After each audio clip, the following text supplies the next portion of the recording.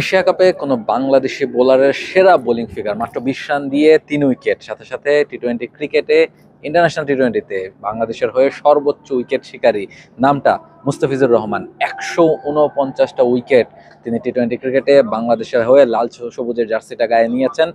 একই রেকর্ডটা ছিল সাকিব আল হাসানের। আজকে দিন পর্যন্ত 149 উইকেট শুধুমাত্র সাকিবই নিতে পেরেছিলেন, তবে আজকে মুস্তাফিজ সাকিবকে ছুঁয়ে ফেলেছেন। তারও এখন 149টা উইকেট। খুব সম্ভবত হয়তো বা এবার এশিয়া কাপে আরো যে দুটো ম্যাচ বাংলাদেশে খেলবে সেখানে তিনি সাকিবকে ছাড়িয়েও যেতে পারবেন। 150 উইকেটের যে মাইল ফলকটা সেটা তিনি স্পর্শ করে ফেলতে পারবেন, সে কথা একটু পরে আসছে। আগে শ্রীলঙ্কা ম্যাচেই আমরা থাকি। শ্রীলঙ্কা দারুণ ব্যাটিং করছে পুরো টুর্নামেন্ট জুড়ে, কিন্তু আমরা দেখেছি তাদের ব্যাটিং ডেপথটা আমরা দেখেছি। আজকেও কিন্তু সেভাবেই তারা শুরু করেছিল, তবে বাংলাদেশের বোলাররা শ্রীলঙ্কাকে আটকানোর সর্বোচ্চ চেষ্টাটা করেছে। সে কারণে কিন্তু 168 রানে শ্রীলঙ্কাকে থামানো গেছে। উইকেটটাও কিন্তু একেবারে মন্দ নয় ব্যাটিং করার জন্য।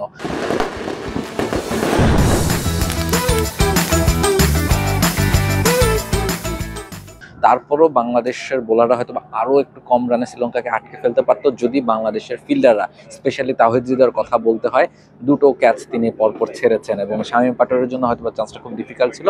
তিনি খুব ভালো একটা চেষ্টা করেছেন, তবে ক্যাচ বাংলাদেশ মিস করেছে। সে কারণে কিন্তু রানটা শেষ পর্যন্ত অনেকটা বেড়ে গিয়েছে। তারপরেও মুস্তাফিজ স্পেশালি ডেথ ওভারে তিনি যেভাবে বোলিং করেছেন, সেটা আসলে ওয়ার্ল্ড ক্রিকেটেই খুব বেশি বোলার করতে পারেন বলে মনে হয় না। জাসপ্রীত বুমরা কিংবা মুস্তাফিজ ছাড়া এই ধরনের ডেথ বোলিং আমরা ওয়ার্ল্ড ক্রিকেটেই আর আসলে কাউকে তেমন করতে দেখি না। যেভাবে তিনি ডেথ ওভারের শেষ দুটো ওভার তিনি যখন করলেন, 17তম ওভার এবং 19তম ওভারটা দারুণ বোলিং করেছেন। শ্রীলঙ্কান ব্যাটাররা আসলে জায়গা খুঁজছিলেন কোথায় মুস্তাফিজকে খেলানো যায়, কিন্তু কোথাও জায়গা পাচ্ছিলেন না। উইকেট নিয়েছেন, রান খরচ করেননি, ডট বল করেছেন।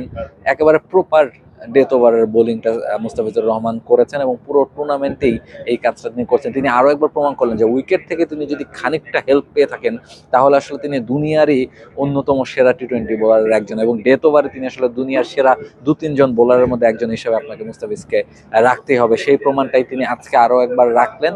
বাংলাদেশের ইতিহাসে টি-20 ক্রিকেটে সেরা বোলারের নামে তার পাশাপাশি সাকিব এবং তার পাশাপাশি তার নামটাও থাকবে। এবং বাংলাদেশ এশিয়া কাপে শ্রীলঙ্কার বিপক্ষে তো এখনো ম্যাচে টিকে আছে, একটা চেজেবল স্কোরের মধ্যে শ্রীলঙ্কাকে রাখতে পেরেছে। তার কৃতিত্বটাও কিন্তু আসলে মুস্তাফিজুর রহমানকে দিতে হবে। 4 ওভার বোলিং করে একটা টি-20 ম্যাচে মাত্র 20 রান খরচ করে 3টা wicket, absolutely top notch bowling by Mustafizur Rahman. এখন দেখার অপেক্ষা আসলে বাংলাদেশের ব্যাটাররাও সেই মানটা রাখতে পারেন কিনা, তারা আসলে এই টার্গেটটা চেস করতে পারেন কিনা। দুবাইয়ে বাংলাদেশের সব আপডেট এবং এশিয়া কাপের সব আপডেট জানতে চোখ রাখুন টি স্পোর্টসের পর্দায়। আমি রাহুল রাজ ছিলাম আপনাদের সঙ্গে দুবাই থেকে। For more updates, subscribe to our YouTube channel and click on the bell icon. Follow us on Facebook and Instagram. Download T-Sports app to enjoy exciting games and highlights. Visit tsports.com.